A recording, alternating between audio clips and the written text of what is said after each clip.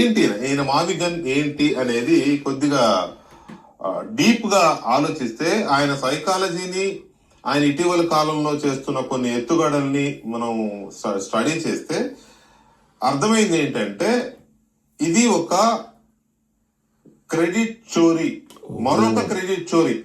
ఇప్పటి వరకు ఇది ఎవరికి ఆలోచన వచ్చి ఉండదు దీని వెనక ఉన్న మాస్టర్ ప్లాన్ ఏంటో.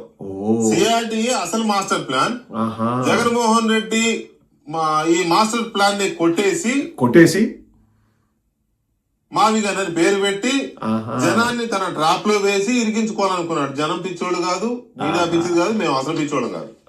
ఏం కనిపెట్టాడు ఆయన? మావిగన్ కనిపెట్టాడు. వెంకటకృష్ణ డీప్ గా ఆలోచిస్తే ఏదో కనిపెట్టాడు. నేను డీప్ గా ఆలోచించానండి, ఎందుకంటే నేను డీప్ గా ఆలోచిస్తాను కాబట్టి నేను డీప్ గా ఆలోచించాల్సిన అవసరం నాకు లేదు. సో కొండను తవ్వి ఎలకను కూడా కాదు, ఎలక తోకను పట్టుకున్నాడు వెంకటకృష్ణ. డీప్ గా ఆలోచిస్తే జగన్మోహన్ రెడ్డి ప్లాన్ కాదంటది.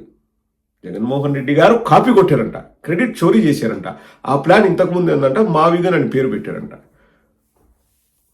కడుపుకు అన్నం తింటారా? లేదు అన్నం తినట్లే. చంద్రబాబు అశుద్ధాన్ని సంకల్ నాయకు వచ్చి అవన్నీ అవి వేరే రకాలే కాదు వెంకటకృష్ణ.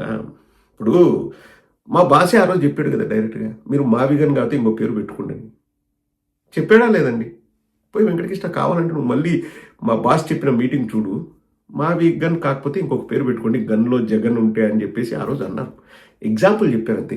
అదే పేరు పెట్టమనిలే, అమరావతి పేరు పెట్టుకో, ఎవరు వద్దన్నారు. కానీ ఇక్కడ పాయింట్ వచ్చేసి మీది మేము చోరీ చేసినామా, మాది మీరు చోరీ చేసినారా కాదు. పనికి మాలిన వెంకటకృష్ణ 2 లక్షల కోట్లు ఎందుకురా నాయన అన్నది టాపిక్. 14,000 రూపాయలు స్క్వేర్ ఫీట్కి ఎందుకురా బాబు అన్నది టాపిక్. దాని గురించి మాట్లాడతారా? అబ్బా దాని గురించి మాట్లాడితే మేము డబ్బులు కొట్టేయాలి కదా, జోబులో వేసుకోవాలి కదా, దాని గురించి మాట్లాడరు.